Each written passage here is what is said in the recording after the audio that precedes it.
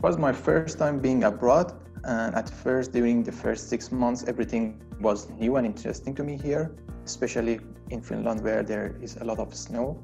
And also the moving process was so smooth, and it's thanks to digitalization of services here. There was not much of paperwork here.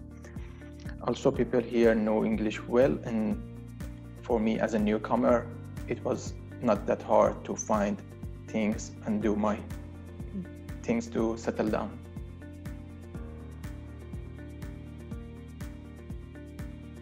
Luckily, my project has not changed, and it's the same as what I presented at the kickoff event. So far, I had 2 conference papers from my project, and my project is about channel charting, which maps channel state information acquired from users in a cell into a low-dimensional map that captures the local geometry of users in the true location space.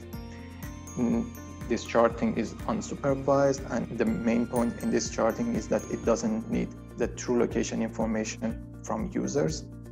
And these maps shows to us which users are near each other and which are far from each other. And it would be beneficial in some applications like handover management or radio resource management in wireless networks.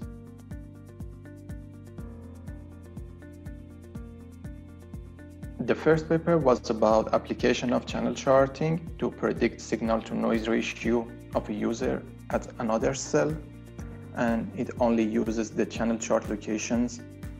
In this project, we used supervised learning techniques, and the results was so promising that we could predict the signal-to-noise ratio of a user in another cell based on the channel chart locations of user in its current cell.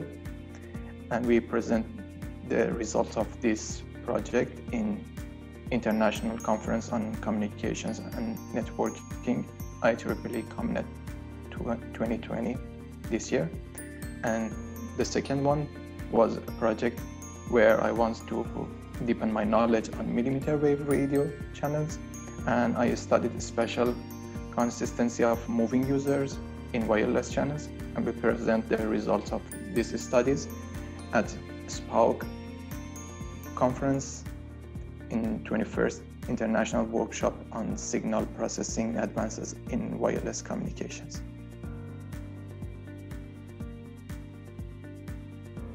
Working as an ESR at ITN project brings more duties as compared to other PhD students, but it works.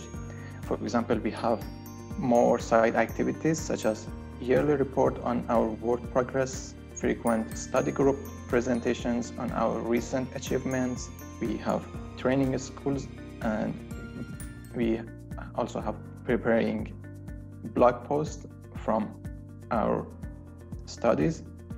Although this makes more workload, but we have more chance to collaborate and discuss our problems and gain some skills during doing these activities in the field that we work.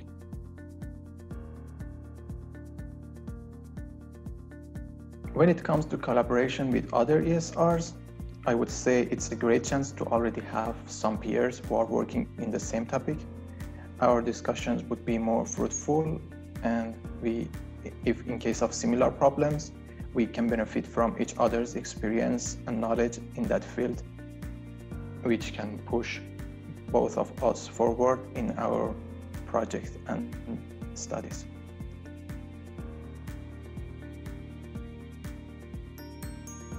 If I were not an ESR in this program, the program would not be as exciting as it is.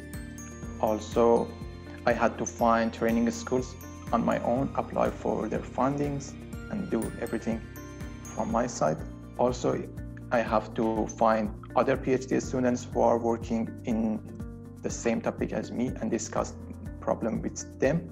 Whereas now we already have some peers to work and collaborate with them. But now these are all so simple, and it's just talking to my colleagues in WindMill Project. Also, another important part in ITN project is the secondments. that are already foreseen and put in the project plan. I would say as a PhD student, it would be hard to put both working in an industry and studying in another university during a PhD studies, but thanks to ITN project, we have both of them in our PhD program.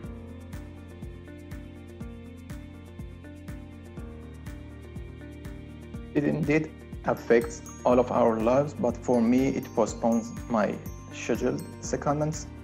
And also, since in Finland, cases of corona was not that too much and it was somehow controlled, I still have access to my office, so it didn't change my working. But it has one bright side for me, where we have more study group sessions with other ESRs, and also since the time I moved to work from home, I used more from the high performance computing facilities and cloud facilities that university has provided for us, and it helps me to do my research faster and in a larger scale.